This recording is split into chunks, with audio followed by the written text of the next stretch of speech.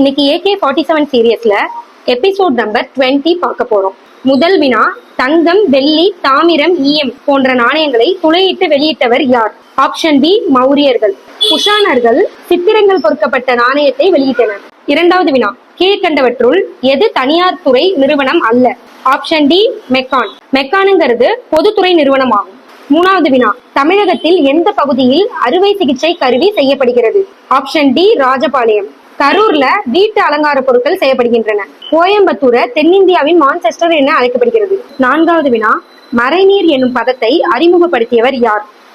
Option B, Tony Allen. Gilbert Slater என்பவர் சென்னை பல்கலைக்கழகத்துல பணியாற்றி இருக்கிறாரு.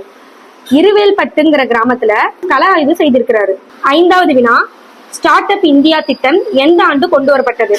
ஆப்ஷன் டி, ஜனவரி 16, 2016. ஏப்ரல் 5, 2016 ஸ்டாண்ட் அப் இந்தியா அப்படிங்கிற திட்டம் கொண்டு வரப்பட்டது. பிப்ரவரி 18, 2016 பிரதம மந்திரி பயிர் காப்பீட்டு திட்டம் கொண்டு வரப்பட்டது.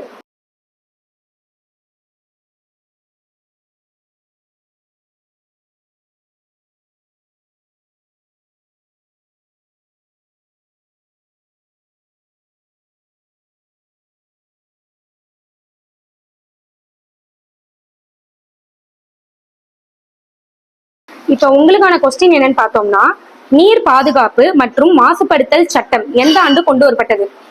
மறக்காம கமெண்ட் செக்ஷன்ல கமெண்ட் பண்ணுங்க. தேங்க்யூ.